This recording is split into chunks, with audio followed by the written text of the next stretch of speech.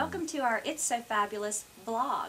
And I have coerced my friend, Eddie Friend from Excalibur Builders, to give us a few tips here and there that we're going to run on our vlog.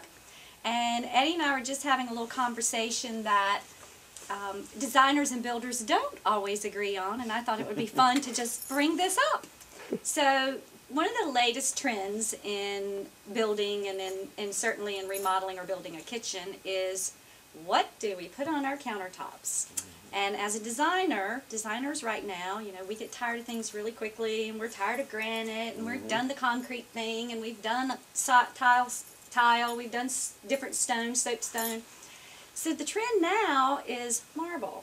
Yes. And I make the case that, you know, people have been walking on marble for 2,000 years. Why can't I put it on a countertop? And the companies who sell marble and builders usually tell us what? Well, we worry because marble is very porous.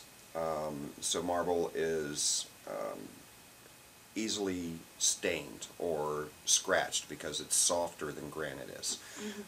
So of course we worry about those accidents that can happen. The glass of red wine that gets spilled and left on the white marble countertop, or the tomato sauce that gets left.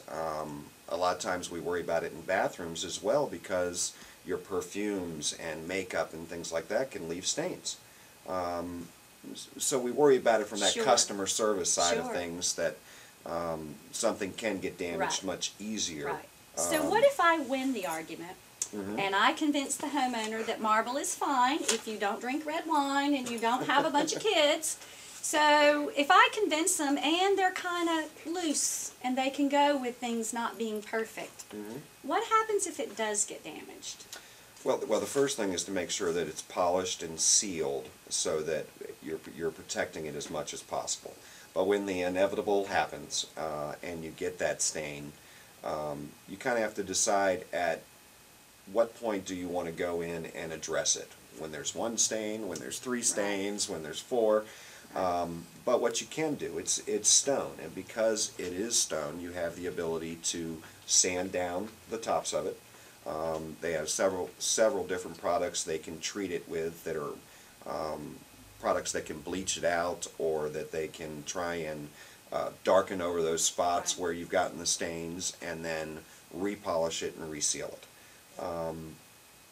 There's no guarantee that it's going to come back out perfect, and that's where, as long as people know, and that's where it helps that you're very upfront about it and telling your customers that this gives us the look we want. There is this possibility that we could go to bed and leave that can of tomato sauce sitting on the countertop and come back in the morning and have the red ring that's never going to go away. True. As long as people know that going in, you do what you can to protect it, and you're okay with the fact that someday you're going to be coming back in to grind this all down and polish it and reseal it. Right.